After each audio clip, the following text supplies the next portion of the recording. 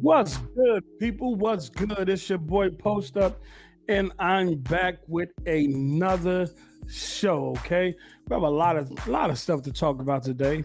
I know the state of play just ended with the whole GT7, so we'll get into that. But we're also going to get into Sony investment calls. Not so much about the numbers. We know PlayStation is selling great and will continue to sell great. But in terms of their overall vision and how it resembles something that Microsoft and Xbox were speaking about years ago, and all the fanboys jumped on them, and it was talking about how negative it was and how it was laughing at the overall vision. Microsoft going third party, Game Pass and Xbox games going to be on PlayStation and Switch. All of this, right? And that we're going to talk about the traditional model, and I'm gonna explain to y'all where I got that term from, the traditional model. So before we get started, I just want to give you all y'all due respect and shout you out in the chat. I appreciate y'all for showing up to this platform. It is constantly in a building process, and I hope y'all come with me, along with me for this journey. So shout out to Cole as Ice. Shout out to Warhammer 62 Esports and Gaming. Shout out to Witness the Truth. Shout out to Dice 456. Shout out to The Real Colito. Shout out to Harry Balls. Shout out to Micah 28. Shout out to Bird Game 49th. And shout out to the state of play was yo. And shout out to the Dark Lord Fusion, okay? Look, man. Look. What a day. First of all, before I even get to what you all see on the screen, I want to get y'all perspective on the state of play that you all just seen. In terms of GT7, how it looks, the new features and all of that, man. So what do y'all think about that state of play? Do y'all like what y'all seen? Let me see if I can pull it up. Oh, what is that? Oh, okay. Let me close that out. So do y'all like what y'all seen at the state of play? Let me know in the chat. Do you like what was shown? Does it look good? I know people will compare it to Forza Horizon 5, but I would tend to wait on Forza Motorsport because I know they're rebooting the brand. They're rebooting the brand on that. So, oh damn, say it ain't so. Third party, yes sir, yes it is. The Dark Lord Fusion state of play was nothing special. Yeah, I don't even see it. I don't even see it trending on Twitter right now. So, no, Forza Horizon 5 had that all moment, like what the fuck. But we're not going to compare it to Forza Horizon 5. That is an open world arcade / simulation racer. Is more so on the arcade side than it is the simulation side. Though you have the ability to go in Forza Horizon 5 and turn off all the arcade features to make it pretty much turn it into a simulator if you want. You have the ability and the options to go in there and kind of make the game what you want it to be. All right. I think GT7 will be GT7 to those who love the franchise. I like the cloud technology and the weather effect and what they was doing to kind of simulate that. I like the lighting of the game. The lighting is important in terms of the realism and how the game looks. So I definitely like that. But overall, I wasn't wowed. But it is a cross platform game, meaning that it's going to be for the PS4 and PS5. And I don't think we're going to see that big jump. The big jump that we was expecting until we start seeing next generation only games where developers can focus totally on the hardware itself. Okay. Yeah, the weather looked dope. The clouds and the lighting, it really helped the world it really helped give it that realistic look in terms of the environments and stuff like that. The environments itself wasn't too. The environments was okay, but I guess we have to see it in 4K because you had more replay mode in that state of play than you had actual gameplay. They showed you gameplay from first person perspective, but they really didn't show you that much gameplay driving from a third person perspective where you were able to see cars. And a lot of that gameplay was replay mode. Um, and that's when I understand this game is coming out in what, 2 months or in 2 months or another month. We're in February. So next month, this game is dropping next month. And we're getting more replay mode than gameplay footage, but I guess previews and things like that will start to come out. So like I said, my take on GT7 in that whole state of play, exactly what I said. GT7 will be loved by people who love the franchise. The track dynamics, yeah. I think the DualSense controller is going to kind of boost the overall experience with GT7. I think that's where it's going to be at with the DualSense control in terms of feeling the steering wheel, feeling the track, being able to feel where you are on the track, the brakes and stuff like that, the traction and all that. I think that's what's going to kind of take the experience to the next level, But yeah, that's what I think. It wasn't nothing amazing. Yeah, Forza Motorsport 8 is going to be fully next gen game, and it's also going through a reboot, meaning that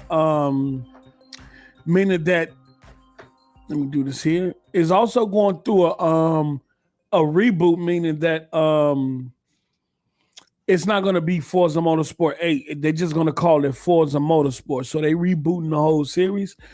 Does that mean they're building the technology for it from the ground up and redoing everything from the ground up? Who knows? But I do expect to see Forza Motorsport this year, and I think it's going to look spectacular. All right. So this is what we're going to do, man. GT7 is more respected in the car sim community. Yeah. Back in the day, GT7 was teaching people how to drive in real life. It was helping people get their license and things like that. So GT will always have a staple in the gaming community, not only the gaming community, but the car community itself and the racer community itself. GT7 has an imprint on gaming that can't be contested. And I know Forza is what it is in terms of motorsports and stuff like that. It did come in and elevate the culture of racing in terms of taking customizations to the next level, taking tuning and all that stuff to the next level. And now you see GT7 incorporating some of those features that it lacked, I think for a time you couldn't do customizations in GT7. If you did customizations, you was only able to do it on certain parts of the car. And now they're giving you the freedom to customize the car wherever you want to. So yeah, things change. Competition breeds competitions. Steel sharpens steels. And now you have a GT7 where you're going to be able to fully customize your cars. You have a social aspect where you're going to be able to upload those customizations, those screenshots, those videos to a community of other people that's playing the game and share that amongst each other. Which Forza played a hand in that as well. What is it? Okay. Forza played a hand in that as well. But we're going to get to the top. What I want to talk about today, I got up this morning and I looked on Twitter. And I seen everybody talking about Dying Light, Dying Light 2. And Digital Foundry is going to do they're going to do their video and breakdown on it in terms of resolution and frame rates and stuff like that. I stopped doing tweets like that about power and all that stuff because we're so at the beginning of this generation. We ain't even broke into this generation. The hardware we got ain't even really being utilized to its full potential. And there's so much that we can expect as we get deeper into this generation in terms of resolution, frame rate, and how games are going to be visually impressive. It's no need to argue over pixels, resolutions, and frame rates right now because we're at the beginning of of this generation where developers are still working and running tests to get a hold of what these systems are actually going to be capable of doing and producing. Okay, so I hop on it, and everybody talking about the series that's doing 1080p 30 frames per second, right? But my attention was automatically grabbed by this tweet I saw from Benji Sales based on Sony investment call, I guess. You know, the PlayStation 5 sold what 17.3 million units, which is a great number. But it was some things that was said in this investment call that really piqued my attention because if you go back to like 2016, 2017, 2018, right? Somewhere in there where, Microsoft was bringing an initiative, the Play Anywhere initiative, where you can play Xbox games on Xbox and also get them on your PC, right? You get into Game Pass being announced, and then as we move along, you get into cloud gaming and all that being announced. And when it happened, the overall assessment of that was that Microsoft needed Game Pass and they needed cloud gaming because they wasn't selling any systems and they wasn't selling any games, right? That was the big picture. And the thing about it is that from the Sony fanboys' perspective, their whole perspective was that Sony didn't need to do what Microsoft is doing because they sell hardware and they sell software and they are the market leader, right? And it was Sony will never put their game on PCs. I remember that. Sony will never put their games on PCs. They don't have to put their games on PC. Sony will never go multi-platform. Sony did PS Now. They did the streaming. It wasn't successful. So they'll never do that again. It was just a lot of never, never, never, nevers. It was just a whole lot of never, never, nevers when it came to the PlayStation community about the direction they felt Sony was going in. Right? And here we are. And I said back then numerous of times that the industry was changing and that Sony will do the same thing Microsoft is doing. Microsoft is just more upfront about it. And this is where the traditional model term comes in. Was on the Z Show, and it was Porter Rock. It was J-Dub Kratos. Y'all know him on Twitter. It was him. It was Moss, who's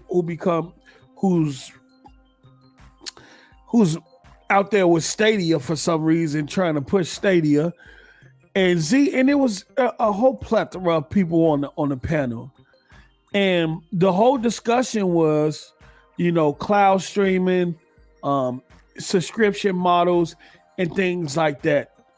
My thing was, this is the way the industry is going. They told me that Sony nor Nintendo needed to do it, and that the traditional model, this is the term they phrase, and that they're cool with the traditional model. And the traditional model is they're saying is that they're going to get by and continue to be successful off hardware sales and off software sales, right? They don't need to go to the cloud. They did that and done it, didn't work. They don't need to put their games on PC because Spider-Man sold 13 million, God of War sold 20 million, and The Last of Us sold 20 million. So they definitely don't need to put their games on PC. And at this time, it wasn't even about day and date. Though I told them that at some point, Sony is going to go day and date with their titles on PC in their service, and it's coming. They don't want to believe it. A lot of people don't want to believe it, but it's coming. So their thing is that since they're always leading the market in either them or Nintendo is always leading the market in hardware sales. They're always leading the market in software sales in terms of first party and third party titles being brought on their platform more so than Xbox. They didn't need to do cloud streaming.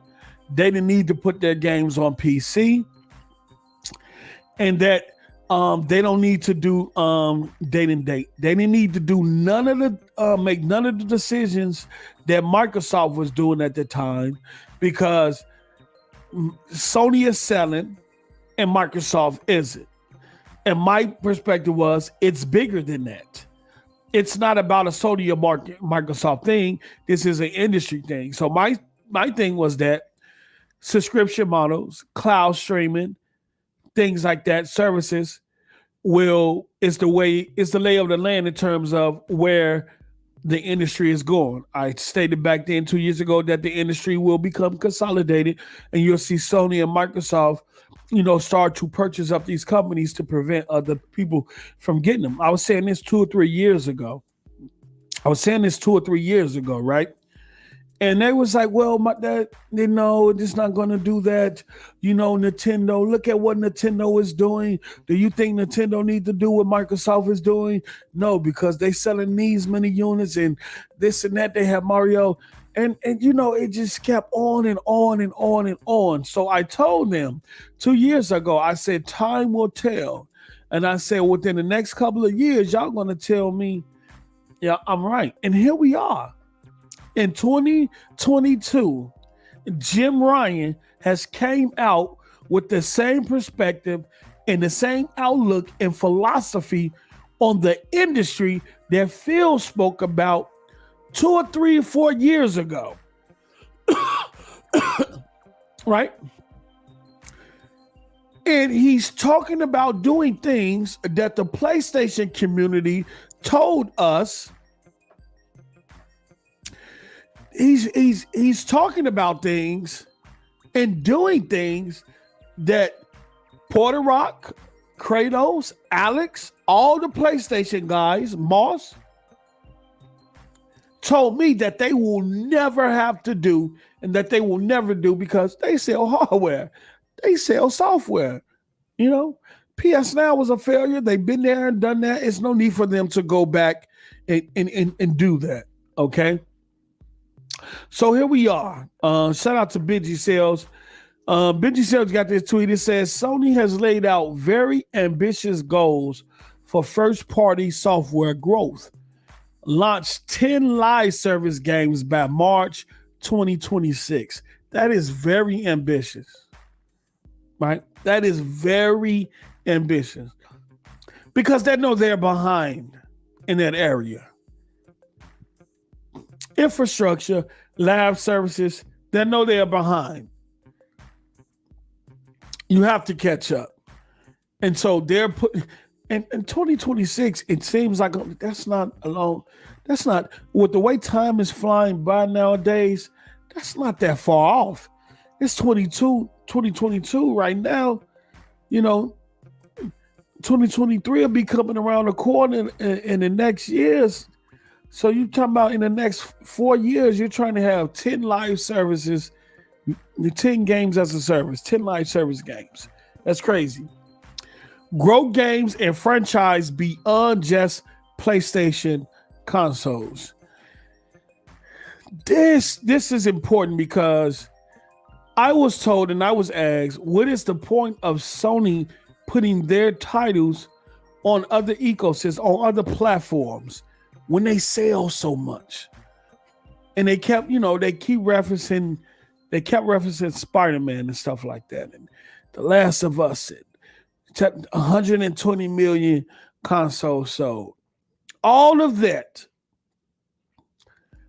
Sony did all of that in the PS4 generation, only to turn around in this generation and reiterate some of the same fundamental foundations that Phil talked about years ago that a lot of the PlayStation community was against and said Sony will never do. He said, note that God of War and others on PC has been a big success. Yes. Double first-party game revenue by fiscal year 25. All right. So I'm going to click on this screenshot right here. Right. It says, through close collaboration between Bungie and the PlayStation Studios, we aim to launch more than 10 live service games by the fiscal year ending March 31st, 2026. And this is why Bungie was brought for $3.6 billion. It really has nothing to do with Destiny. Destiny is going to be a game as a service and a live service game where they can get residual income coming in monthly, right? And that's important for them. And these other 10 live services games is going to do the same. I kind of stress. I remember that conversation that me and Z had with Porter Rock, and Porter Rock was comparing Spider-Man selling $13 million and making $180-something million versus Microsoft and Game Pass doing that monthly in terms of residual income. And we was trying to tell them that residual income versus a game you're making $180 million plus every 4 years it's a difference. There's no way you can compare a game that may come out every 3 to 4 years, make $180 or $200 million or more, versus a service that is doing that 200 to 250 or maybe $300 million a month. And his defense was that, by Spider-Man and The Last of Us and God of War being so big and selling so much, that Sony didn't need to do a service like Spartacus that we're hearing about, because their games are selling. But here we are, and that everything is changing. And nobody's talking about this. None of the Sony fans who shitted on Xbox, shitted on Phil Spencer, made fun of the Xbox community over a lot of these decisions in terms of Play Anywhere, in terms of cloud gaming, streaming, Game Pass. None of these motherfuckers are saying anything. Everybody quiet. Everybody silent now. And most of them want to play we already knew this role. We knew Sony was, no, you didn't. Because the same people who saying Sony mixing the old with the new, or saying that we knew Sony was going to do this, was the same one saying Sony would never do this, right? But it gets even deeper. He say, in addition, now I think this is coming from Jim Ryan or whoever was on the investment call for Sony. They say, in addition, review the deployment of our game IP on multiple platforms as a major growth opportunity for Sony. I'm going to read that again so y'all can hear me, right? I don't think y'all heard me in the back. In addition, we viewed the deployment of our game IP on multiple platforms as a major growth opportunity for Sony. Remember all the Xboxes going third-party tweets from the PlayStation community? Remember all the Xbox will be third-party before PlayStation and Nintendo, because they're not selling. They're not successful. The community is not successful over there. The hardware, the softwares, and the services is not successful. So they're going to need to put their stuff on other platforms. Remember, they told you it'll be an Xbox game on PlayStation before a PlayStation first-party game ever come to Xbox? Remember that? Remember Game Pass on PlayStation was supposed to happen 2 or 3 years ago? Remember they told you Microsoft was that desperate? Remember? I know y'all remember.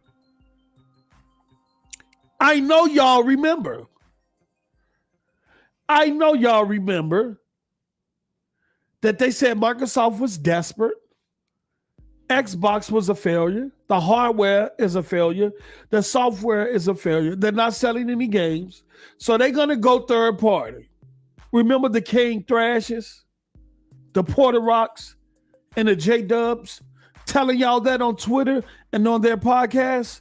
Remember that? Yeah. But what do we have here? Let me read that again. In addition, we viewed the deployment of our game IP on multiple platforms as a major growth opportunity for Sony, as has been evidenced by the success of the PC versions of God of War and other first-party games. Through this acquisition, we intend to acquire new users and increase engagement on platforms other than PlayStation. I told them 2 years ago.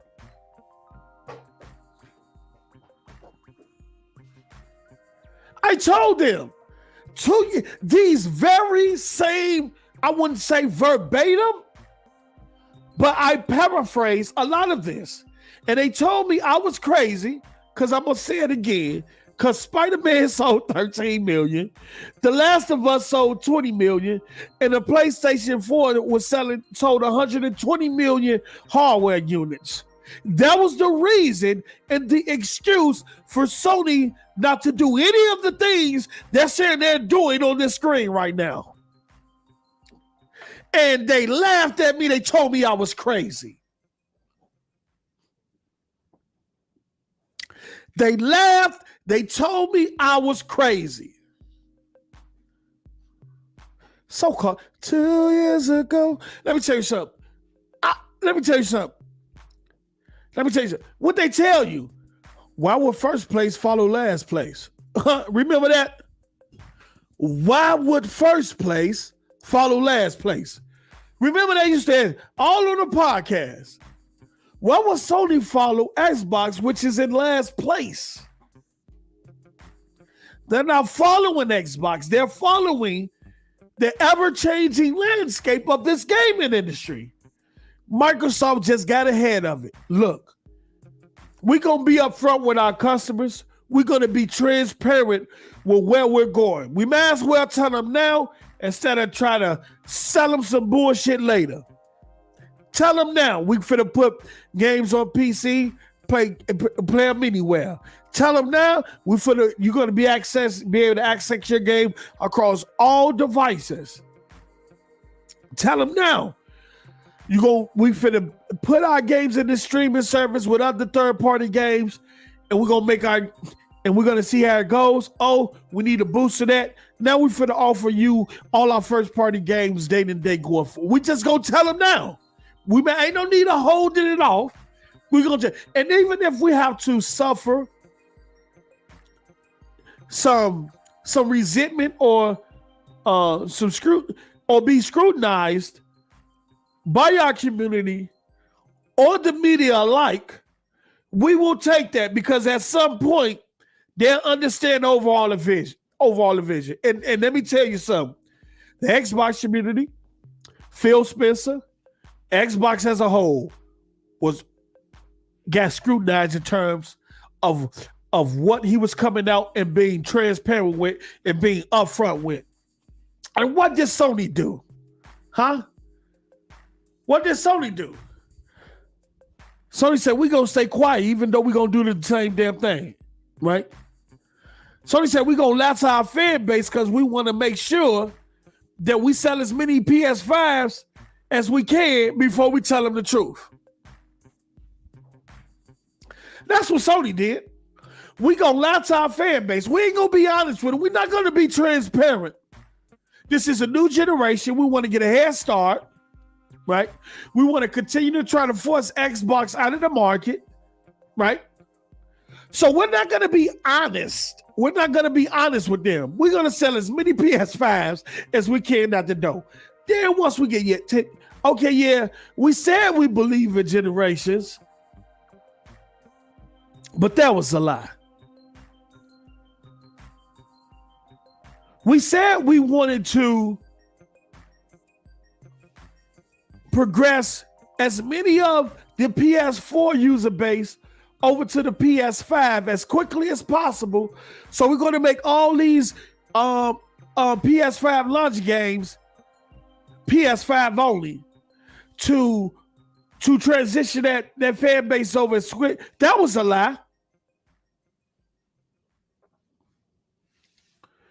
We said Horizon Zero Dawn and the GT7s and the God of War was going to be next gen only. That was a lie. We got your money now. We 15 million hardware units in. Oh, we can tell you the truth now. We got enough. We got a little bit lead. We got a lead on Xbox. We can tell you the truth now. And now here we are today with some of the same verbiage.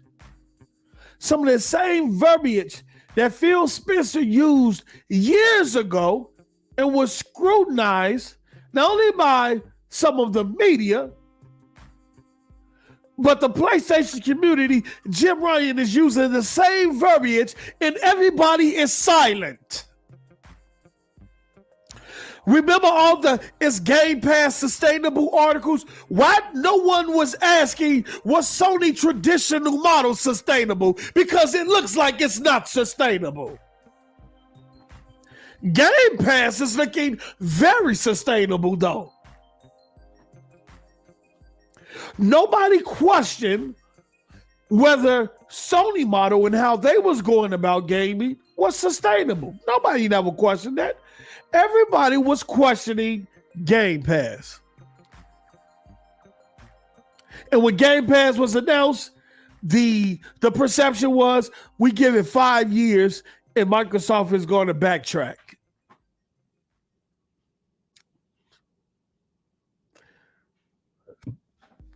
What I mean by the traditional model, when I say the traditional model, I mean relying on hardware sales and software sales to sustain your ecosystem. It's not sustainable because you're not recouping the investment. You're not recouping or getting as much out as you put in when it comes to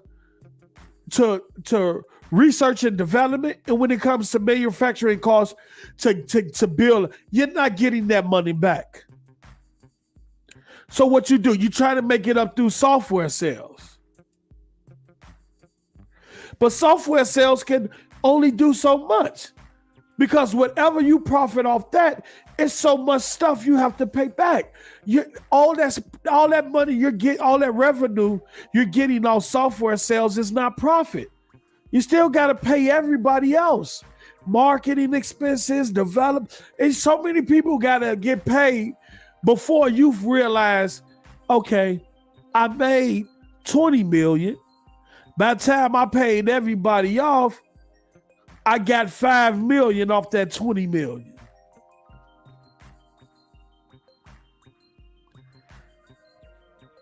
Though it might took me more than 20 million to make the game. So what do?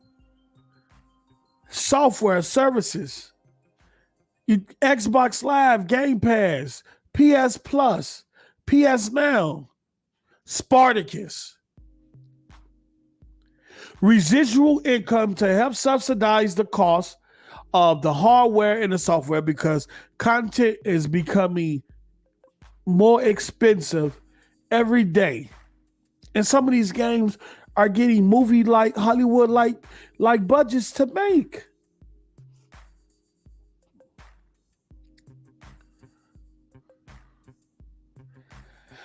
Southstar, I'm just giving, Southstar, you don't even know what I'm talking about, bruh.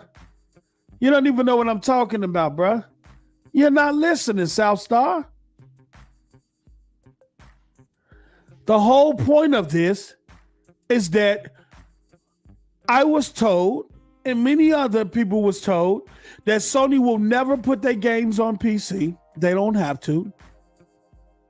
Sony will never take their games beyond the PS5 or the PlayStation hardware. Sony will never become a third-party publisher, which they have. I'm not hurt at all. This is the facts. Y'all gotta. What are y'all? Where do you see hurt or pain? I am confident in what I'm saying. I am confident in what I'm saying. There's no pain or hurt about me. This is gaming. There's no need to be hurt over games and plastic hardware and stuff like that. I'm just saying, a community of people told me I was a liar. They told me I was a liar. They told me over and over again what Sony would never do. Never put their games on PC. They will never go back into streaming. And well, they was already into streaming, but they weren't going to put any efforts into PS Now because from PlayStation fanboys, they considered PS Now a failure. That you'll never see a PlayStation game on Xbox. They will never go third party. This is what I was told. This is what I was told. And now y'all telling me, now y'all want to say this is pain and this is hurt. No. Y'all in pain. Y'all in hurt. That's why everybody's so quiet about it. That's why everybody's so quiet about it. Look what he said. Review the deployment of our game IP on multiple platforms. That's not just PC. PC is one platform. Destiny 2 and all future Bungie titles will be on Xbox as well as the Switch and other platforms. Y'all told me this will never happen.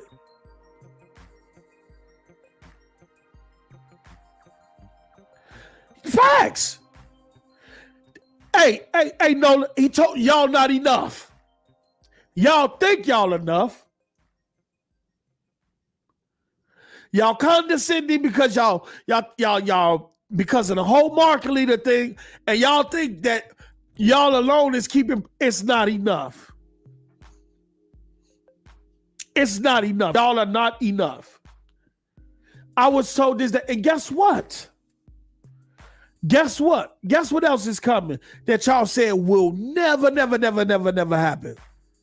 Y'all also said Sony will never go day and date with their first party IPs. I'm telling you right now on this show and on this platform on Wednesday, February 2nd at 5:56 Central Standard Time. I'm telling you right now that within the next year or two, Sony first-party games will be day and date not only on PC, and at some point will be day and date on their Spartacus platform, which is their equivalence to Game Pass. I'm telling you now. They have the metrics. They see what God of War is doing in the PC community. They see what Horizon Zero Dawn is doing in the PC community. They have the numbers. They have the metrics. It is coming. And it will be another one.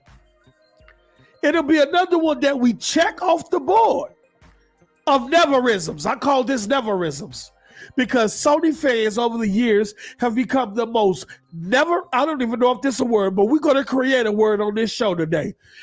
Sony fans are the most neverist community in the world, in the entire world. They will always tell you what Sony would never do. And the minute Sony do it, the first thing they're going to tell you is, oh, we knew it all along. Sony said that. What? And that's exactly what they doing now. That's exact. Southstar, tell me, Southstar, that y'all ain't say Sony will never put their games on PC. Sit up here and tell me that that the PlayStation community didn't tell bots or the Xbox community that Sony will never put their games on PC because they don't have to. because they're not in the position that Microsoft is in. Tell me I'm lying. Tell me I'm lying, Southstar. Can anybody in the chat tell me I'm lying?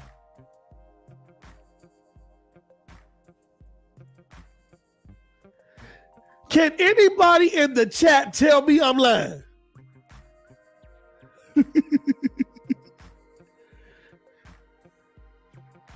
Some, it was more than some. It was more than some. These are your favorite YouTubers saying, and then when I say they will put their games on PC. I said the industry will become consolidated because how competitive it's going to be, and y'all see that now. Also said that they will take PlayStation games beyond the PS5. They will go back to putting it on computer tablets and things like that. And Porter Rocket Cradle, they already did PS Now. PS Now is a failure. Why are they going to go back to that?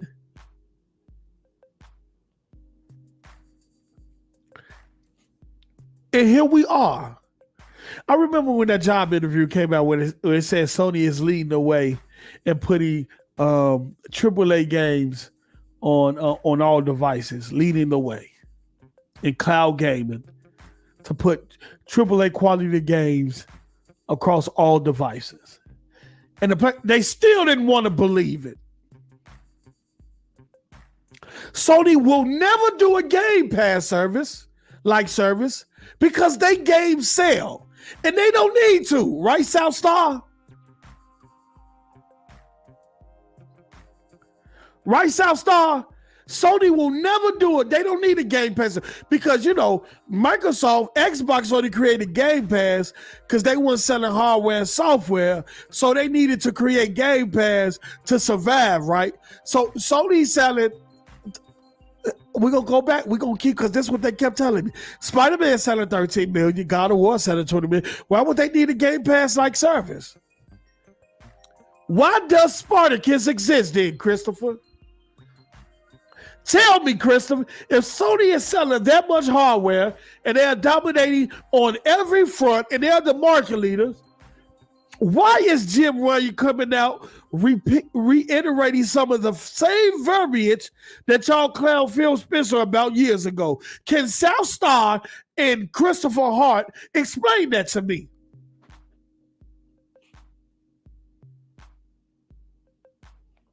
Sony not doing it. I'm a Neverest. Oh, yeah, you are a Neverest. Okay. So what is Spark? Did Jim Ryan came out and say that they have an answer to Game Pass? Huh? Did Jim Ryan come out and say we have an answer to Game Pass?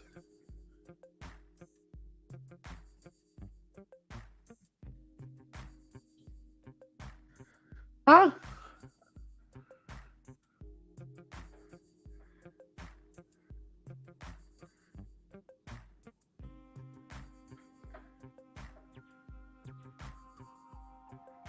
Huh? Hold on.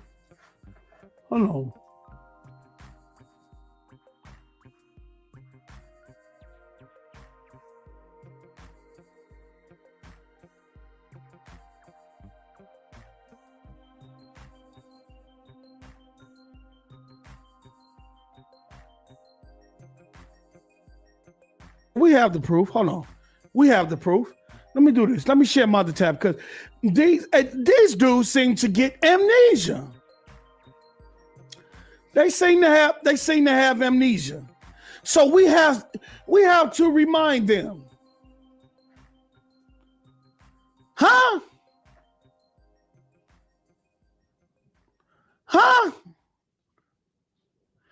There will be a response to Game Pass for PS5, claims God of War creator. Huh? If Spartacus is not Game Pass, then what is it?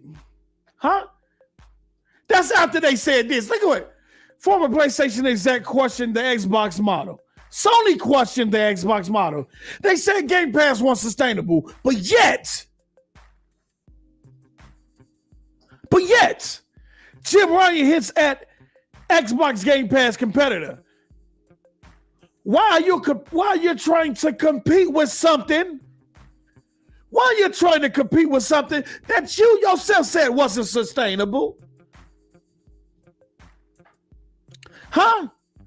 Can any pony tell me in the chat why is Jim Ryan and PlayStation trying to compete with something that they said wasn't sustainable?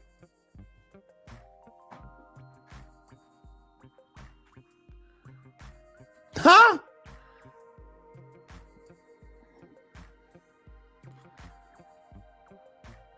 Halo is now a game as a service. Halo Infinite will be the last. They already told you Halo Infinite is the last Halo, and that it is a 10-year. They have a 10-year roadmap for Halo Infinite, meaning it's going to grow as a service.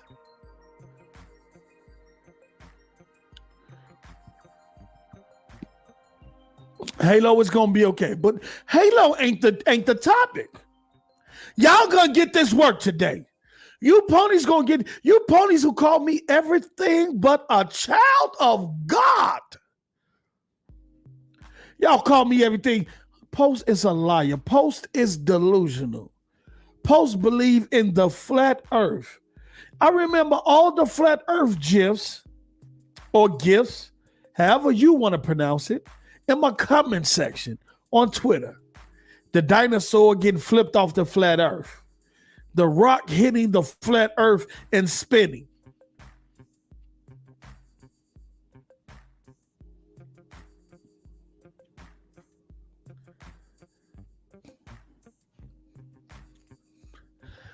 Well, we'll see, Southstar, but we ain't talking about Halo. I'm pressing y'all about the quick turnaround that PlayStation has in terms of its philosophy,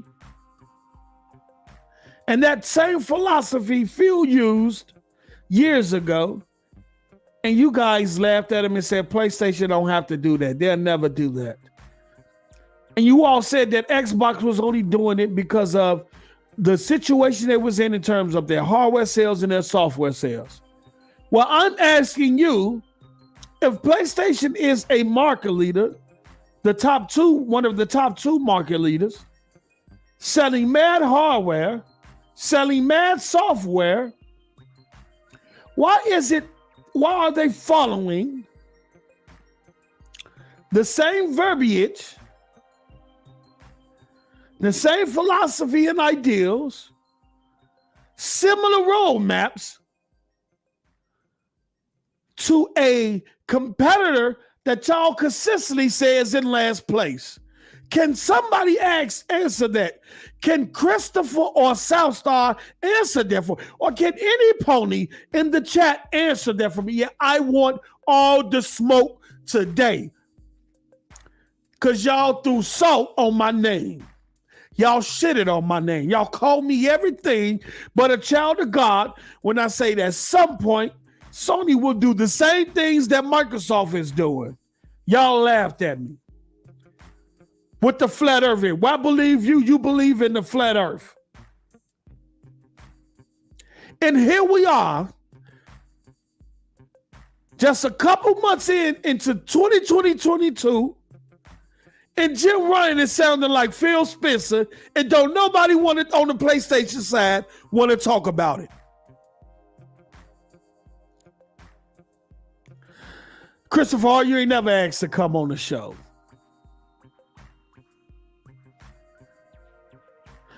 Christopher, tell me what I lied about if everything I said in the past has come to fruition.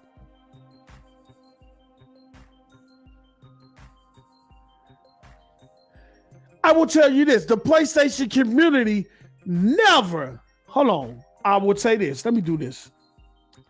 Let me bring this back up on screen. Y'all never expected to hear these words, and that's why y'all not talking about it on Twitter. That's why y'all want to focus on 1080p, 30 frames per second. That's why y'all want to focus on everything Xbox, because y'all don't want to face the facts. And the facts is right here in your motherfucking face. In addition, review the deployment of our game IP on multiple platforms. Y'all never expect that to come out of PlayStation mouth. And if anybody in the chat say they did, they are a damn liar.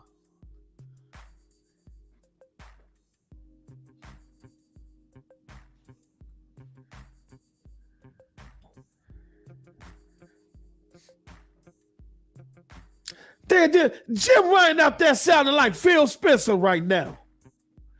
Multi-platform, going beyond the PlayStation hardware, reaching more people. He know who he talking. He talking about them 2 billion gamers y'all clown Phil Spencer about.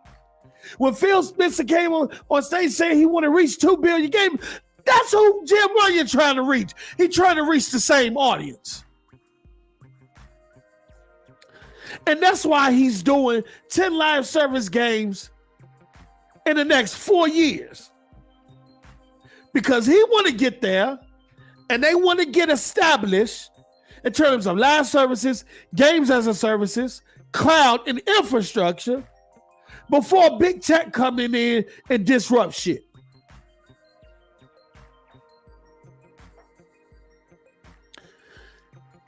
And we know this. PlayStation niggas didn't want to believe it.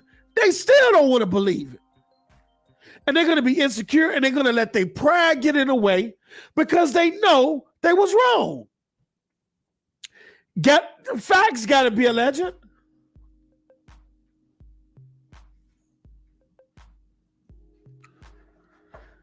My bad. I'll turn that hospital music back off a little bit. I'll turn it down a little bit. My bad if it's bothering you.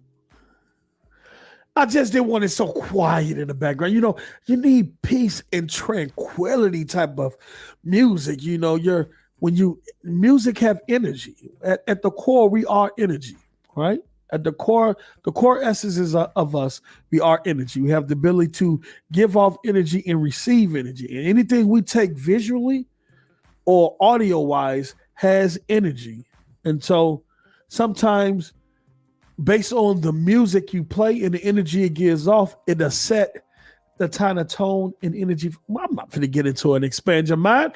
Fuck it. We're here to talk about these PlayStation dudes who some of the neverest niggas in the community. That's what we're here to talk about.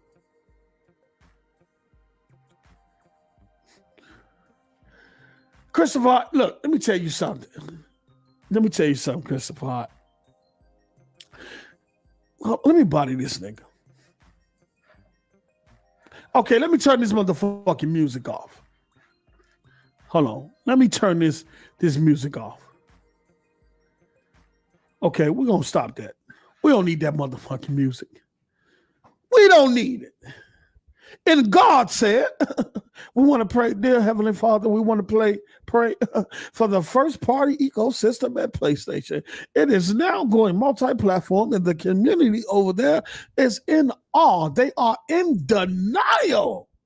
Lord, they cannot accept the fact of what's happening right now, Lord. They cannot. So we pray for them. The Neverest movement. We're going to call it the Neverest movement. The Neverest movement. The Neverest movement. In 2022, we're going to call the PlayStation community the Neverest movement.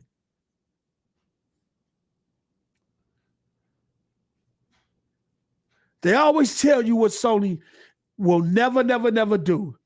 And soon Sony do it, they always want to say, well, we knew that in the first place because they told her, you ain't no shit.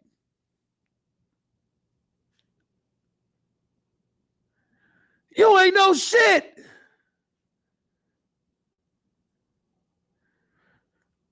And if Sony, who has some of the big first-party IPs, in this industry wants to get any type of traction,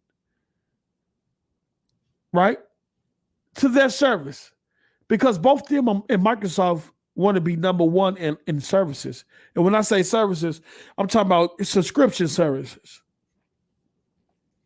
And they want to do that before big tech come in. They want their foundations, and they want to be set 50, 60 million subscribers. So it make it hard for big tech to compete when they come in. They're going to have to go day and date. Right? They have the numbers. PS Now stayed at 700,000 subscribers for 8 fucking years. Think about this. PS Now, their cloud streaming service, right, who had a cap at 5 million subscribers, that was their limit, based on the infrastructure that they had in place or have in place now. Their limit, their top was 5 million subscribers. On Z Show, we showed y'all on one of the Jim Ryan presentations that he had. They showed you that PS Now was only able to handle 5 million subscribers. Right? That's where they topped out at, right?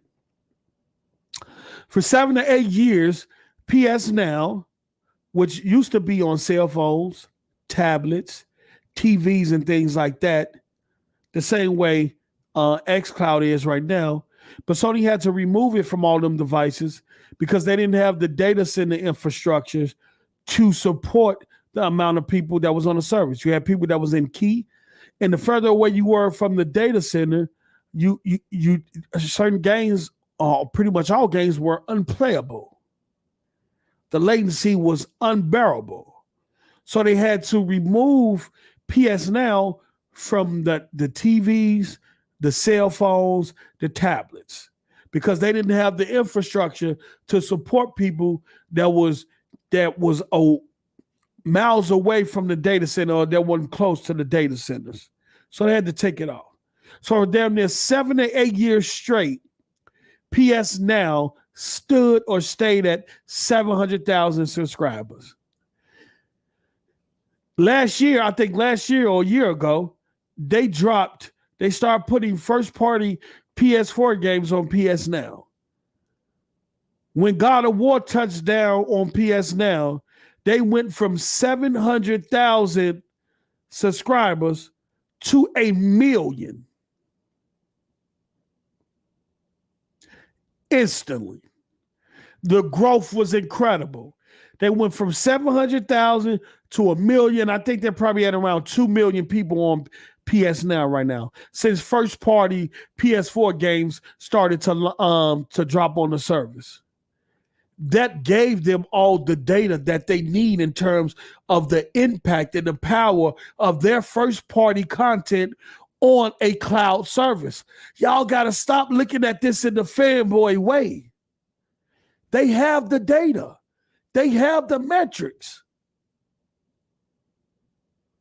You mean to tell me our cloud service lingered around 700,000 subscribers for 7 to 8 years, and we drop a couple of our first part, and it goes from that to 1 million? I mean, that 300,000 subscribers in a month. I think it was like a month or two.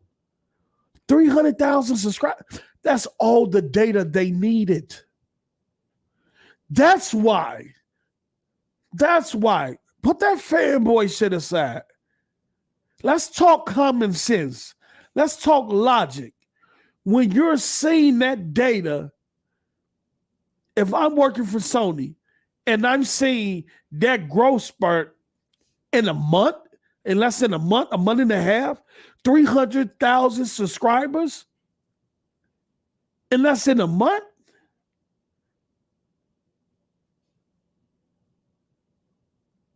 what does that tell me? This is business. What does that tell me? I'm not being a fanboy. This is no fan. I'm talking strictly business. They look at the data, brother. They're just not doing, and it's strategic. They're just not putting these games on the cloud and stuff like that just to do it. They seen what Stadia had to offer. We remember Yoshida in that interview telling dude, we have a lot of catching up to do. Why? When you was there first.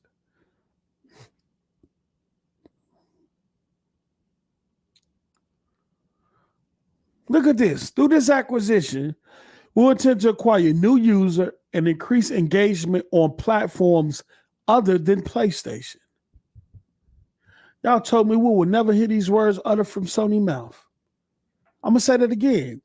Through this acquisition, we intend to acquire new users and increase engagement on platforms other than PlayStation. For years, y'all left at Xbox, and Xbox is going to do the same thing. I'm not saying like Microsoft going to do the same thing. Microsoft going to do the same thing. They're going to be making titles for PlayStation, Nintendo Switch, mobile, and PC. PlayStation is going to make titles for Xbox, Switch, mobile, and PC. It is inevitable. It is inevitable because the gaming market is too big to be trying to nurture 200 million gamers and be content. And when I say 200 million, I'm talking about the console market. The market is too big to just be content with 200 million gamers. And there's too much money being left on the table. I said this. Y'all didn't want to believe, but y'all believing now. Through this acquisition, we intend to acquire new users and increase engagement on platforms other than PlayStation, which will enable us to significantly advance our long-term growth strategy of further expanding the ecosystem of our gaming business. They didn't say PlayStation hardware. They said ecosystem. The same terms and verbiage that Phil Spencer used years ago.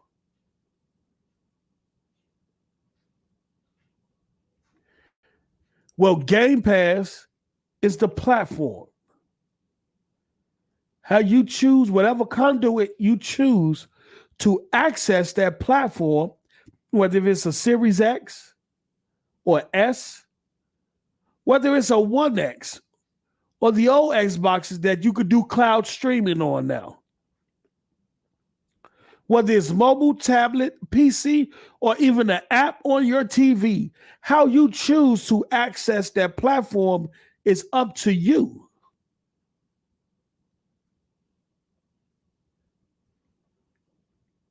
Spartacus will be that for PlayStation. And Bungie, who they spent $3.6 billion on, will help accelerate that process. Because if you look at what Halo 2 did for Xbox Live and its infrastructure in the 360, you could understand why Sony valued them. Whether if they ask Microsoft for less or not is not important. It's what Sony valued them at. And Sony valued not only their IP and their future IP, but their talent and their technical expertise in terms of live services, games as a services, and infrastructure. They valued it at $3.6 billion. And when Halo 2 hit on the OG Xbox, it had matchmaking. It had leaderboards. It had lobbies, voice chat, proximity chat. It had all of that. It had all of that. And if you take what was in that and you look at that, and Microsoft ain't do nothing but take all that tech that Bungie built with Halo 2 in terms of the lobbies, the matchmaking, being matched up, skill-based matchmaking. Not just regular matchmaking, but skill-based matchmaking, leaderboards, profiles, achievements that was built into Halo. You got badges.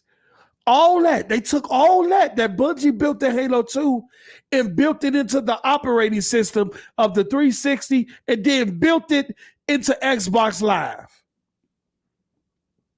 That's where profiles come from. Achievements, badges. All that was a culmination of what Bungie did with Halo 2. So whether or not you think Destiny was worth $3.6 billion, it's not Destiny. It's their technical expertise in terms of building out a full online experience in terms of matchmaking, leaderboards, social aspect, lobby. That's what they're there to help not only PlayStation with, but all of their first-party studios who are not strong in that area. Sony valued their knowledge at $3.6 billion. That was more valuable to them and will have a bigger impact on not only on PlayStation, but PlayStation first-party studios than I think Destiny will or these new IPs. They finna help Sony strengthen and build their online infrastructure in terms of multiplayer, social matching, all of that shit. And don't be surprised if it looks similar to what Bungie is already doing. And don't be surprised if it looks similar to a lot of things that Xbox Live is already doing. Because I said this, Bungie was at the forefront of Xbox Live. If you was back then, if you was back then in the OG days. See, before 360, a lot of that stuff was on the disc. The operating system, a lot of that, the OS stuff, features and stuff, it was built into the disc. When the 360 came, Microsoft took it off the disc and built it into the operating system itself. Hence, profiles, gamer tags, achievements, all of that stuff. Bungie was at the forefront of that. Yes, Bungie is a publisher. Everybody said Bungie is a publisher. They self-publish. They publish their own titles. And they have the ability to publish other stuff. So Bungie is, in an aspect, a publisher. And they have over 800 employees, if I'm not mistaken. Bungie is not small. Bungie is big as hell. And you can equal it to them buying a small publisher. Maybe not as big as Activision, Blizzard, or Bethesda, but they are a small publisher because they was publishing their own games. They're not just a developer. But I say all of this to say this. I was fucking right. And give me my motherfucking flowers. Don't sit up here and cap like I didn't say none of this. Now, look, I didn't expect, I didn't know about PlayStation buying Bungie. I didn't know about that. I'm not going to cap on that. I don't think a lot of people knew about that. I will say this. I did hear about the Bethesda purchase before it was announced. And I did hear about in 2020 the talks with Microsoft and Bungie, and I heard, what Bungie was asking for in terms of the $2 billion in complete autonomy and full independence. And I was told that Microsoft declined. I did know about that. But to say I knew Sony and Bungie was talking and I'm not going to cap. I'm not going to lie about that. There's no reason to lie about video games. I didn't know about that. I did hear about the dinners, the secret dinners that went on with Bethesda before they was purchased. I'm not going to go into any other details other than that. I did hear about the dinners that took place with Bethesda before they was purchased.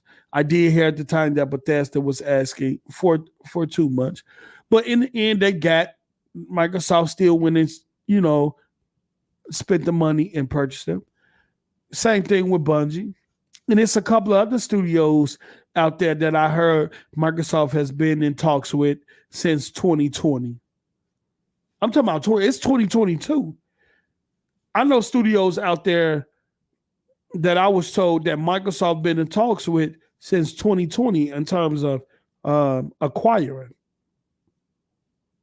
Now, whether that come to fruition or not, we'll see.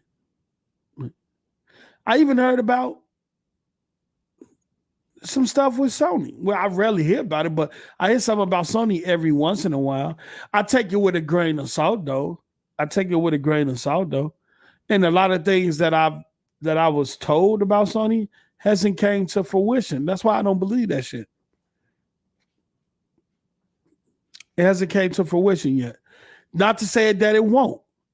But none of the things that I heard about Sony, which is like a couple of things, none of that included Sony buying Bungie. That's why I say, a lot of motherfuckers just don't know what the fuck. Motherfuckers just be putting shit out there just to put shit out there. You know what I'm saying? A lot of these so-called insiders don't be knowing what the fuck is going on, because that Bungie news came out of nowhere. And the Activision Blizzard, I ain't hear nothing about that. Zero, zilch. And I think even the people that I usually get information from, well, I haven't reached out to them in a long time, because sometimes you just got to respect other people. You don't want to keep hitting people DMs and stuff like that. I may tap in every once in a while, every blue moon, but you don't want to keep hitting people DMs and asking them about stuff here and there. But sometimes I hit the DM and say, look, I heard this. This is true based off something I heard? And they'll tell me, yeah, woo out the bam. Or they say, no, I haven't heard about it. Woo out the bam. So I know if it's something that they haven't heard about, then I know it's probably not true. It's probably just rumors are hearsay.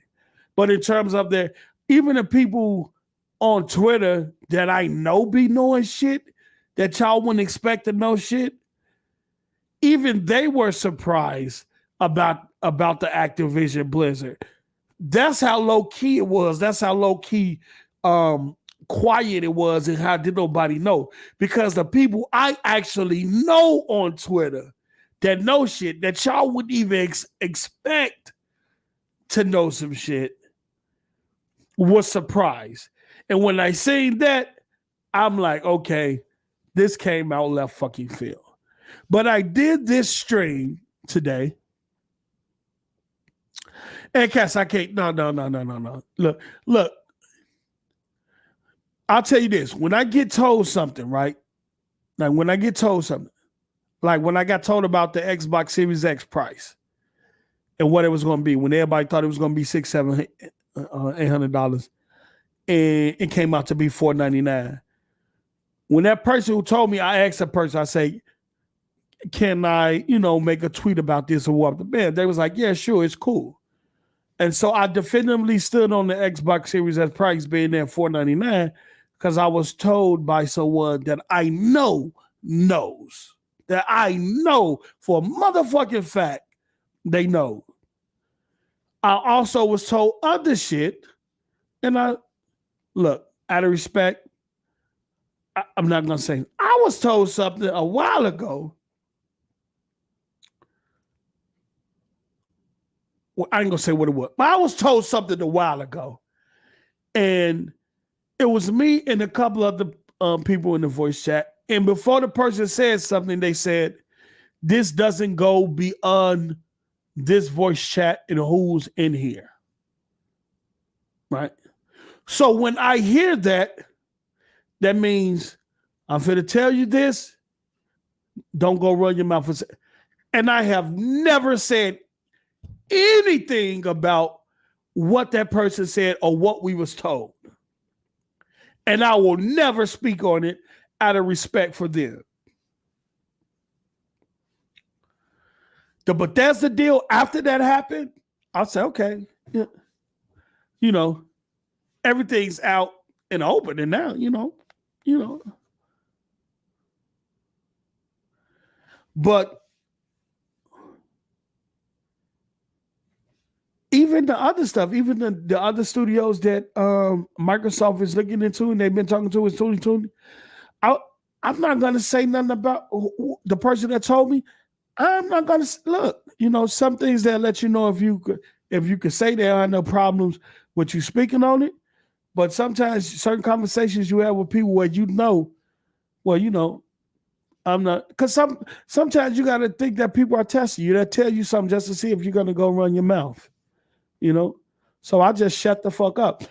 And whether anybody believe me or not, I really don't give a fuck. I really don't give a fuck. Like I say, you will be surprised who I'm cool with in the gaming community. And it might be the least people you think. It might not be public. You might not see it on Twitter.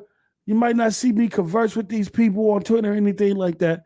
But you'll be fucking surprised who I'm cool with in the gaming community. All right? I'm not an insider. Hold on, let me do this. Let me blow my nose.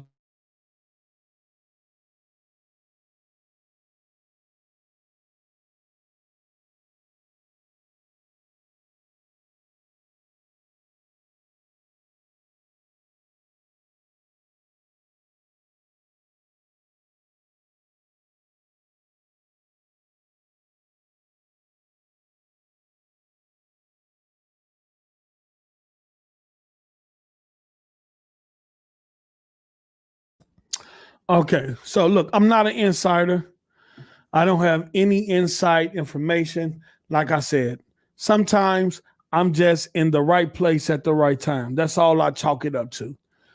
Don't nobody come to me to give me no information or anything like that. Don't nobody reach out to me in the DMs or anything like that saying, post, look, I just dropped this, whoop the bam. I'm just telling you, I just been in the right place in the right time and a part of the right conversations. I wouldn't consider that an insider, and I don't consider myself an insider either. But if I speak on something, it's because I probably got wind of something. And the PlayStation stuff that I was told, I'm still waiting on that to come to fruition, because even when I said I'm gonna take it with a grain of salt. If it happens, it happens. I'll be amazed. But if it doesn't, then it was just somebody shooting the shit. But no, I'm not an insider, bro. I just been in the right place at the right time and a part of the right conversations in a few places. And I'm just, hey, I was happy to be a part of those conversations because, at least a motherfucker trusts me enough to have those conversations while I'm around versus saying, hey Z, kick him out of the voice chat so we can talk, or let's go to another channel. I've been in conversations where people knew I was in the room, knew I was in the voice chat, and they still said the things they said. And I never ran off blabbering about it on Twitter or anything, saying any names or putting anybody out there or anything. So I just call it being in the right place at the right time. That's it. That's it. That's it. Yeah. And I met a lot of these people through Z. And I'd met some developers through Z. Like Z don't do that insider shit. He don't claim to be an insider. But that nigga get a lot of shit. He don't tweet about it. He don't make tweets about it. He don't even bring a lot of that shit up on his shows a lot. But he get access and get to a lot of stuff that y'all will be surprised about. And he don't even. And for a man that has a big platform as him, a lot of times he can use that, but he don't even use it. He just stay who he is. He stay within the lanes and the parameters he set and built for his channel and the content and the entertainment. He stay himself, even though he get access and hold a lot of the shit that I found out was because I know that man. I ain't gonna need cap. I ain't gonna need cap. For a lot of these people I didn't met, if I didn't know Z, I probably wouldn't have met him. Or they'll be this cool with me. I'm just saying, and I'm being honest, bro. Like, so if I say something or if I hear something, I'm just saying we hear a lot of shit. That's all. We hear a lot of shit. The DMs, the Twitter DMs is be crazy sometimes. But what we have a motto: what happens or is said in the DMs stays in the DMs, and that's why you'll never see screenshots. You'll never see anything like that from many of our Twitter DMs. Now Z probably slipped up on a few occasions on a couple of shows, had the DM showing in the left corner. You know, he be tweaking sometimes, but yeah, bro, I'm not an insider. I don't know everything. I don't know a lot of shit. I don't know shit at all. A wise man will tell you, people think they know, don't know shit at all. You know what I'm saying? And knowledge is to know the world, and I ain't even seen enough of the world to be that knowledgeable. Okay, but we're gonna end it here. I just wanted to make this show. Sony is going third party. Sony, I'm just saying in that. Yeah, I'ma choose Violet. Sony is going third party. They said Microsoft and Xbox. Sony is a third party company. They are a third party publisher. Where King Thrash at? King Thrash talked all that shit about Microsoft becoming a third party publisher. Mm-hmm. And that Sony had no reason to do because they sell hardware and software. What the fuck did you say now, brother? Look at this shit. Look at this shit. They purchased Bungie to help them accelerate them being a third-party publisher. There's nothing wrong with that. Because the landscape of the industry is changing so much, you have to reach everyone wherever they at. And you have to build your ecosystem now because motherfuckers is coming. And they coming for the takeover. And they're going to be buying shit up and they might try to buy your ass out. They ain't going to pull it with Microsoft. They ain't going to try to buy Microsoft, but they'll try to buy Sony ass out. They will pull it. All that talk. Xbox ain't got no games. Xbox ain't got no games. Xbox third-party publishers. Game Pass going to PlayStation, y'all. Game Pass going to PlayStation, y'all. And maybe it will at some point. Who knows? Maybe it will. But right now, we have 2 first-party PlayStation games on Xbox right now. That's Major League Baseball and that's Destiny 2, y'all. And all future Destiny titles are coming to motherfucking Xbox, y'all. Woo! Yo!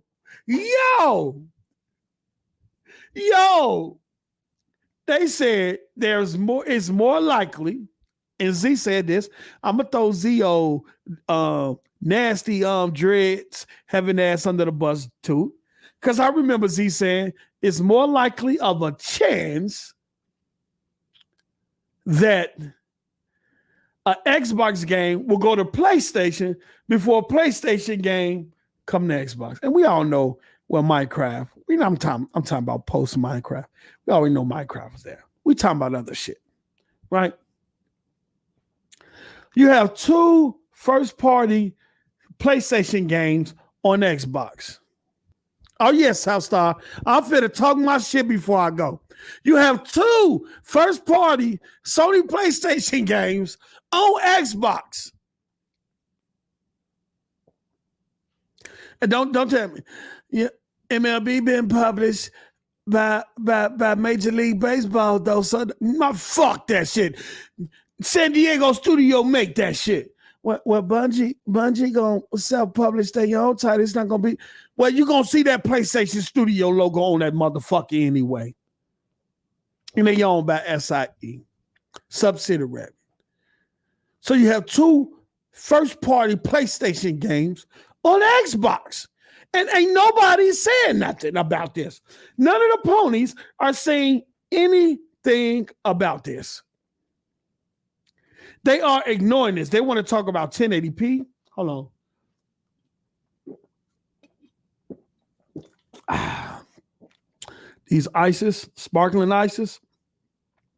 Fire, if you know about them. If you know about them.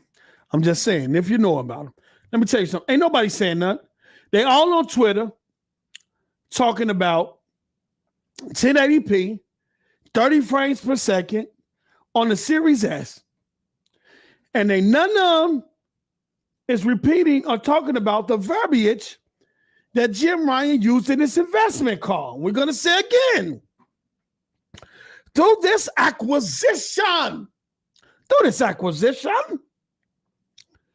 we intend to acquire new users and increase engagement on platforms other than PlayStation.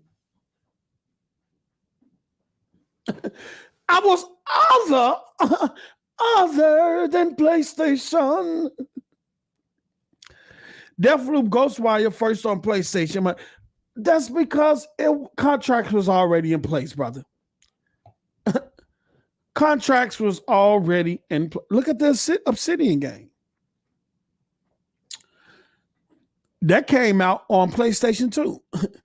Is part 2 coming to PlayStation? Hell no. Let's not do this, Johannes Wetzler. What is a Wexler? We're not finna do this, brother. Change your last name, brother. You out there trifling with that last name, but I don't know what is a Wetzler. I don't know what that is. We don't know what that is. Let me tell you something. The point of the matter, son, let me tell you something. We're not even talking. Look. Minecraft was here over damn near 10 years ago, wasn't it?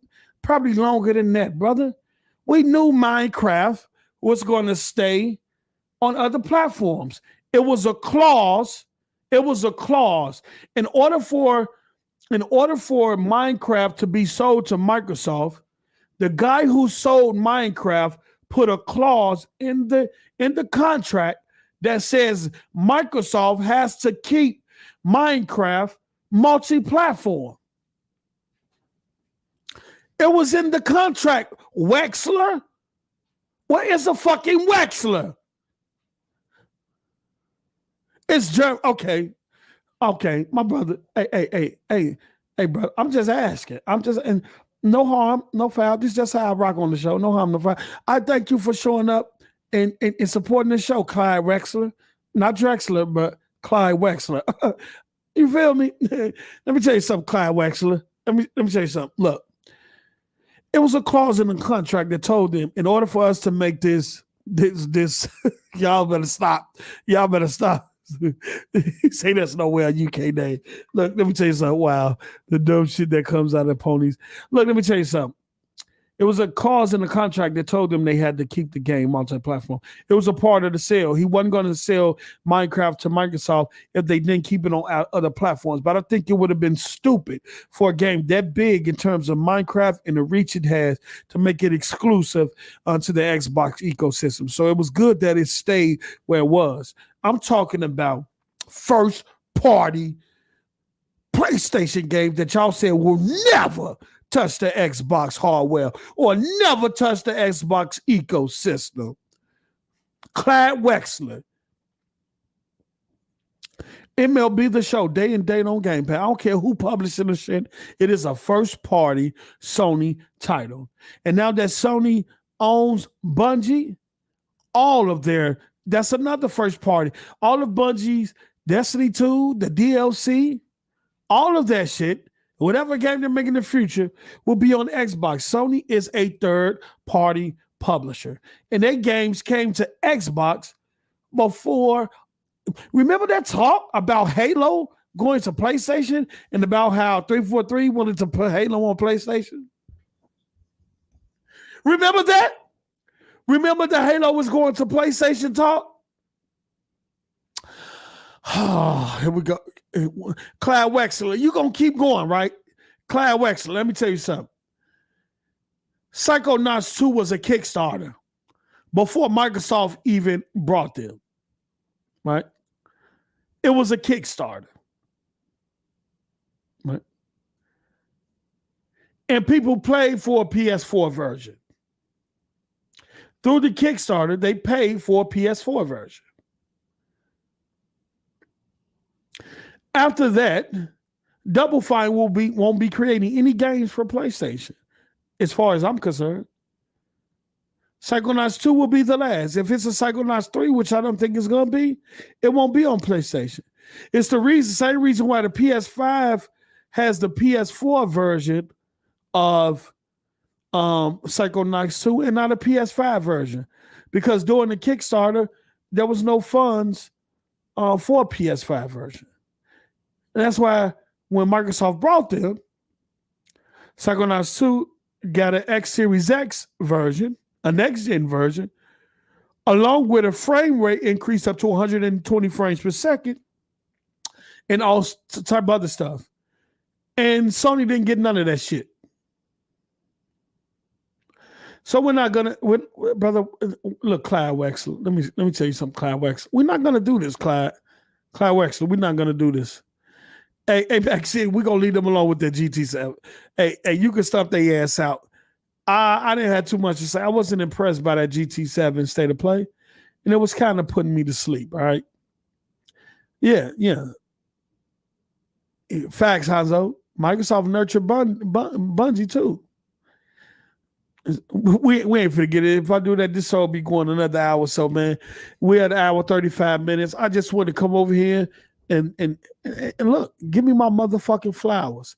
Everything you see on this screen, everything that Jim Ryan is saying and talking about right now, I called 2 years ago. I said 2 years ago. Everybody said I was wrong. Everybody laughed at me. Everybody said I was a liar. And now Jim Ryan is coming out saying verbatim of a lot of the stuff that I said that Sony was going to do. And nobody is talking about it. None of the PlayStation community is talking about it. The Neverist movement. The Sony will never put their games on PC. Sony will never go back to the cloud. They've been there and done that. That shit didn't work out. Sony will never have to do a Game Pass service because they games sell. Sony will never go multi-platform. You'll never see a PlayStation game on Xbox. All these motherfucking neverisms that these PlayStation gamers told you and told us has come to fruition.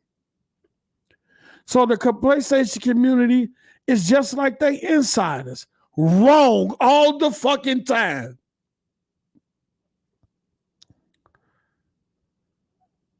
I will say this again. The PlayStation community is just like its insiders. Wrong all the fucking time.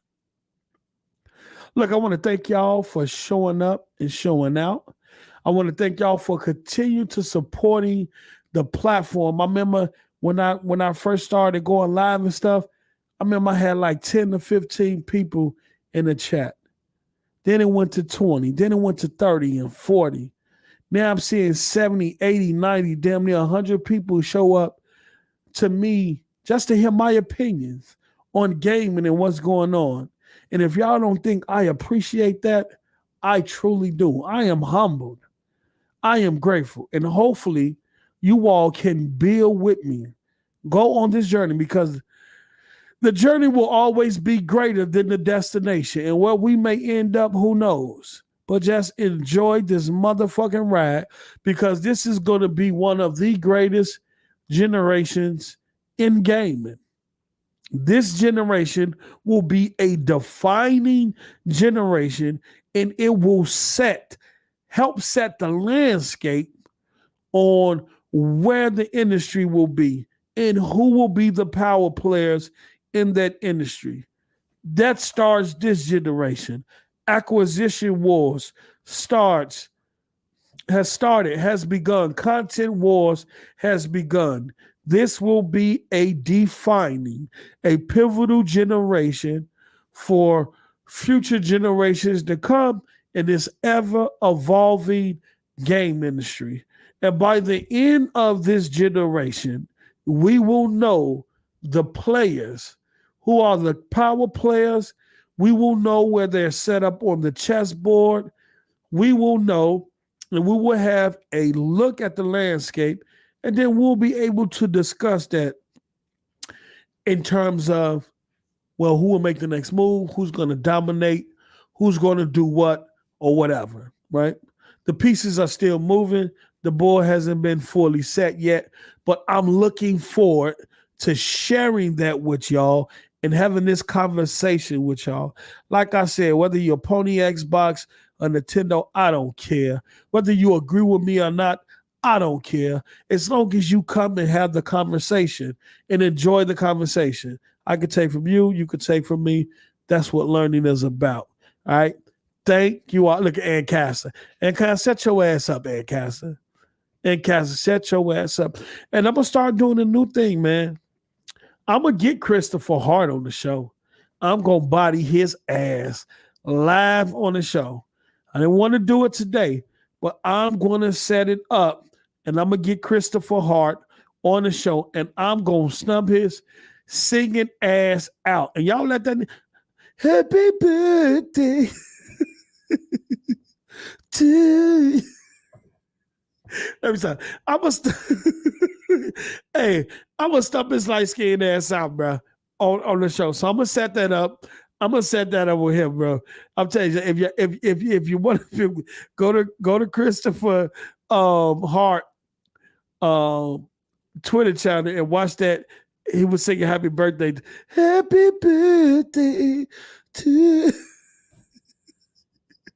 he was singing happy birthday to somebody.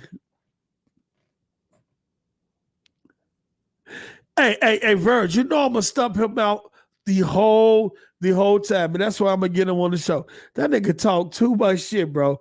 That nigga talk too much shit. So I'm gonna reach out to him in the DMs.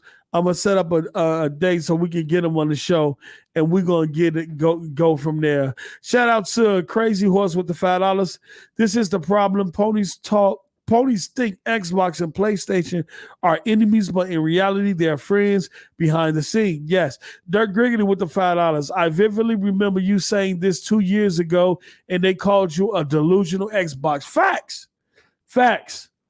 And this was way before the talks of consolidation anybody was having. Well, nobody talking about what I was talking about years ago but me.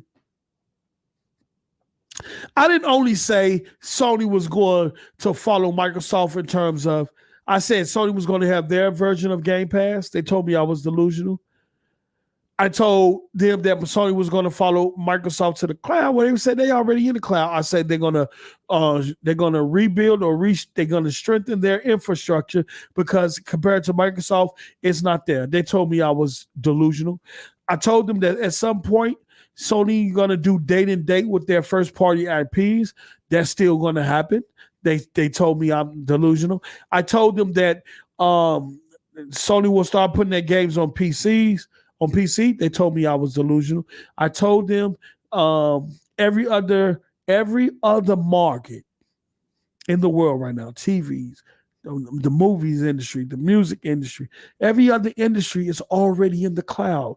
Look at Office. Look at Microsoft Office. Look at Windows. You could stream the Windows operating system now.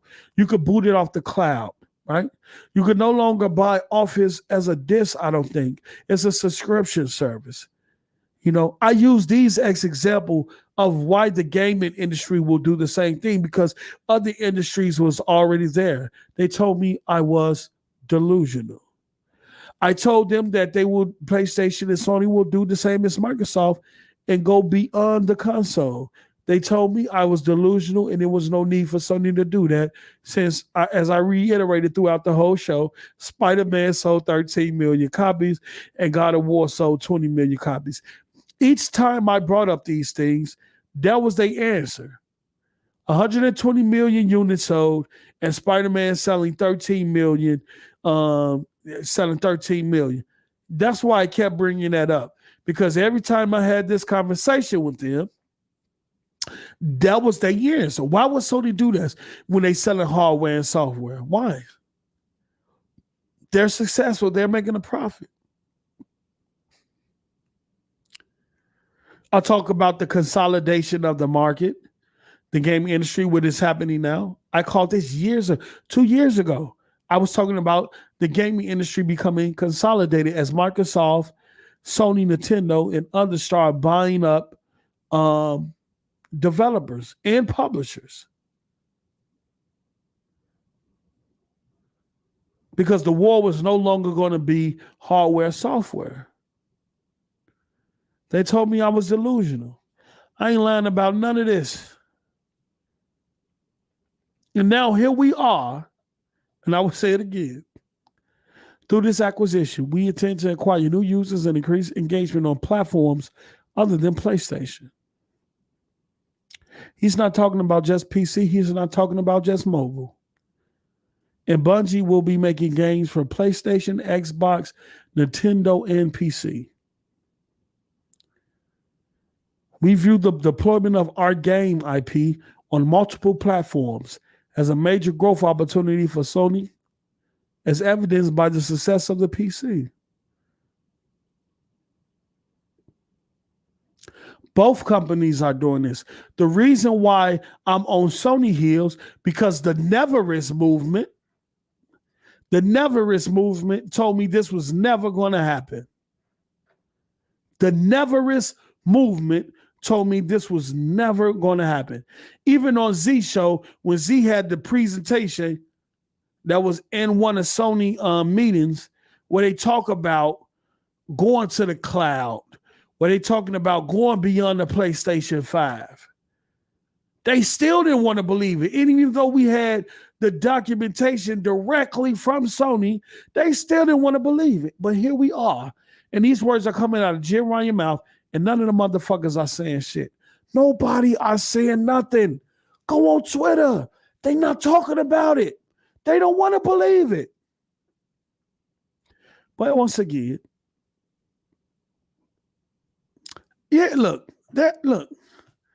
bro, I don't know what they thought. I thought they was going to think. I really do think that people looked at the PS4 generation and thought what Microsoft did in the PS4 generation in terms of the lack of success it had in that generation, and they thought that was going to carry over to this generation. But you also got to think, in that generation, Phil Spencer taking over from Don Matrix, right? Microsoft going under reorganization, shuffling organizations and changes. Xbox being thrown under the Windows and the device division. Phil having a new boss to adhere to, even though he was given the head of the Xbox. Even though he was saying he was going to be the head of the Xbox. It was a lot of pieces move.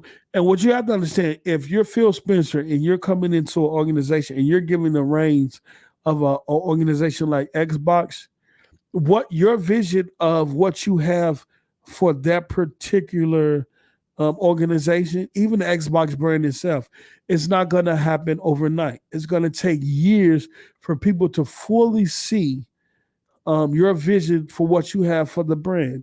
So what did he do? You had the stigma about the Xbox One being the VCR box, being big, being bulky, being ugly. He comes in and gives you the Xbox One S, something small, something more compact, something that looks sexy, right?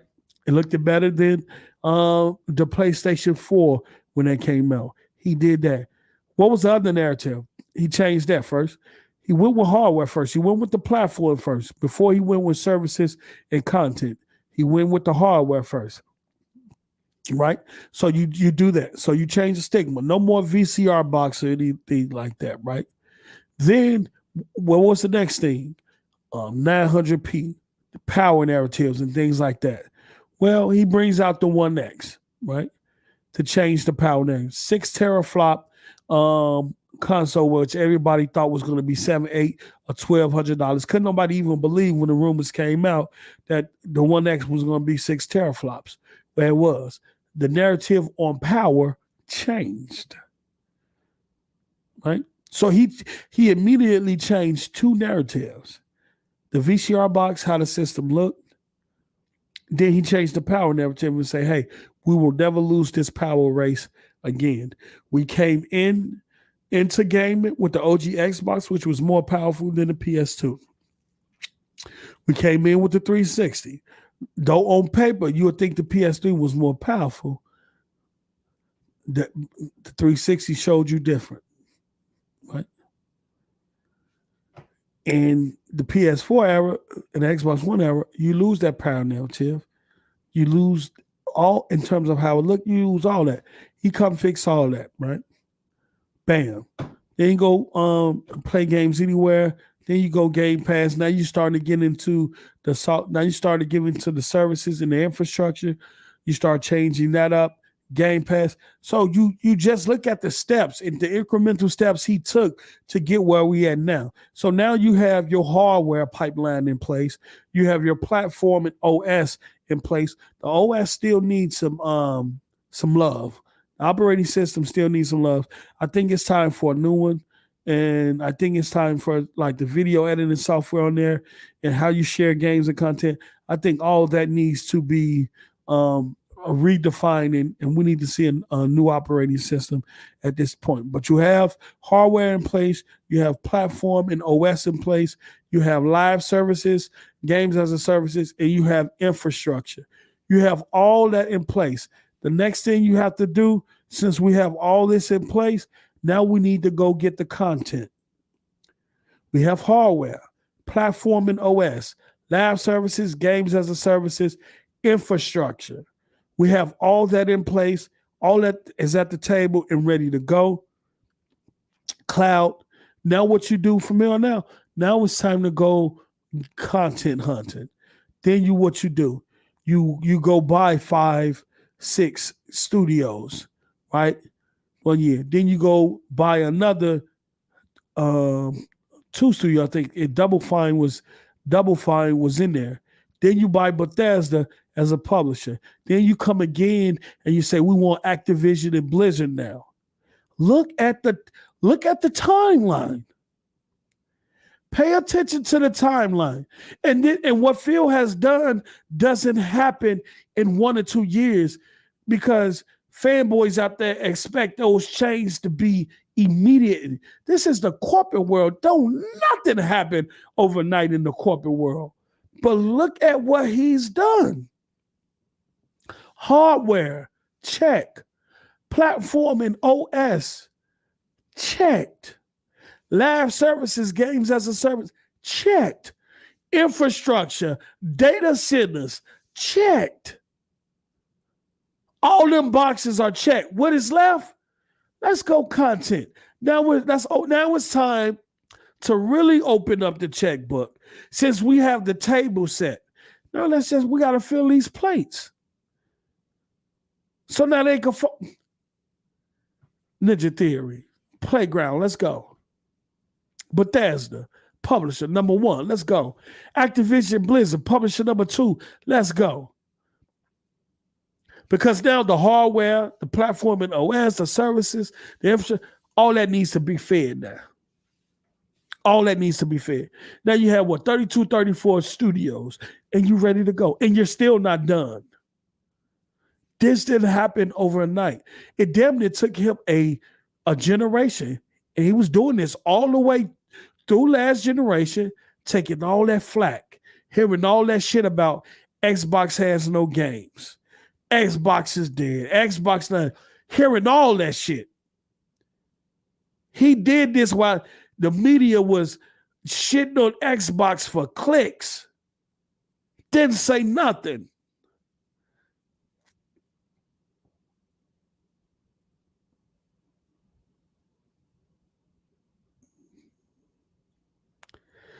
Didn't say nothing. He made all them, and look where we at now. They're buying their second publishers, one of the fourth. No, because Microsoft is actually the fourth. I think Activision Blizzard was like the fifth or sixth largest publisher in terms of revenue. Fifth or sixth. You just purchased your second publisher. And now people running to the president saying Phil Spencer ain't playing fair. Now, what do you question about how he did it? Where he should have focused on content first and then focused on hardware and infrastructure? Whether you don't agree with how he went, it is done and we here now. Now motherfuckers running to Ralph Nader and Joe Biden talking about please don't let Microsoft buy Activision Blizzard. Now people are hoping that the Federal Trade Commission blocks the Activision deal. After years of shitting on that man, disrespecting that man, memeing that man, shitting on Xbox, shitting on the community, saying Xbox don't have no games and all that shit. Now the realization done hit. And even the media. Go back and look at some of the interviews and the questions that was asking him in the media and shit like that. He sat through all that shit. And look where he at now. Whole vibe change. Whole tune change now. That motherfuckers ain't talking about Xbox handling game. That motherfuckers is concerned with Microsoft buying up gaming. Funny how things have changed. Funny how the tone and even the media and all the narratives have changed now.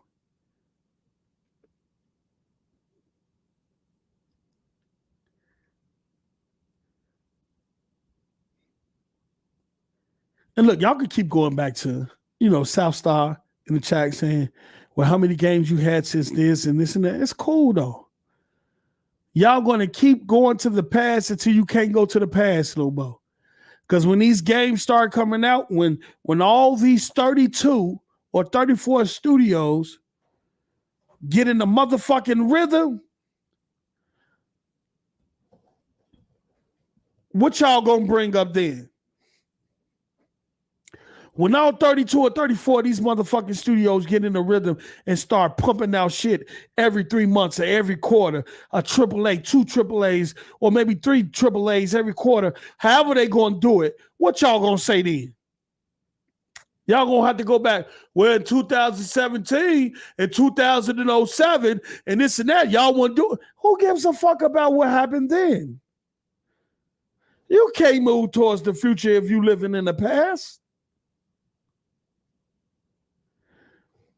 But the Xbox has no games and that shit done already died out. You don't even really hear that no more. Now they're saying is, well, what a continent. Y'all brought all these studios. It take time. God of War to what? 5 years? God of War 2018? When the PlayStation 4 come out, what? 2012, 2011, 2012? Somewhere up in there, 2013? You didn't get a God of War until 2018? The first Horizon Zero Dawn was in development for 7 years?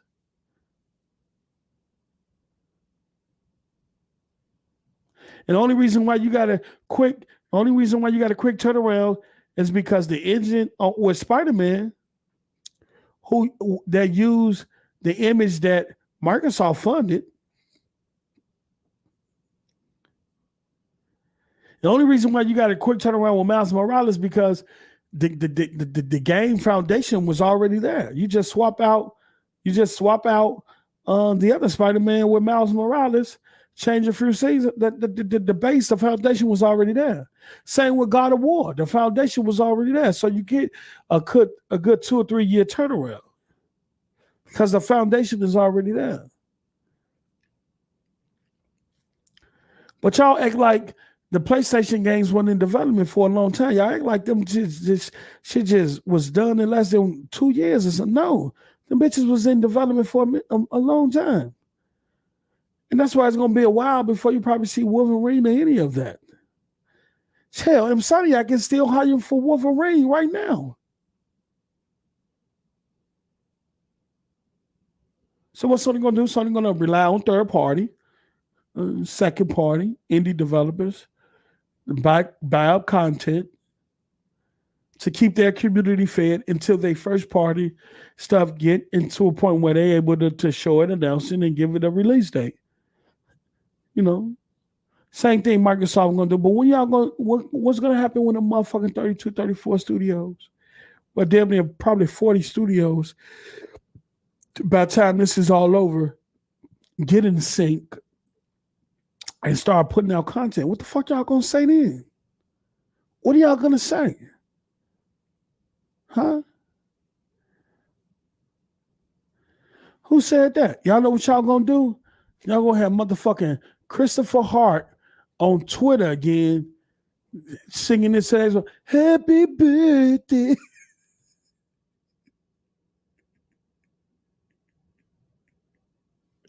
Oh, let me stop. I gotta go because y'all gonna keep me here.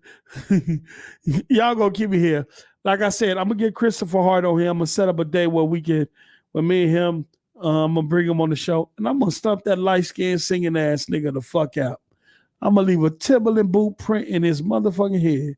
That motherfucker ain't gonna be singing no more. Happy birthday. Yo, hey, yo. Yeah. Look, thank y'all for showing up. Thank y'all for showing out. I really appreciate it. Y'all have a great day, man. If you ever need somebody to sing happy birthday to you, please reach out to our pony community member, Christopher Hart. Happy birthday to you. I fuck with dude though, but dude can sing a bit. He can sing a little bit. He can sing happy birthday to you. Yo, I'm gonna stop only, bro. Yo, hey, yo, look, y'all, let me show, because if I don't cut this stream, I'm gonna keep motherfucking going. Y'all enjoy the rest of y'all day. Have a good one. Thank you all for showing up and showing out and supporting the platform. Y'all have a great day, and I'm out.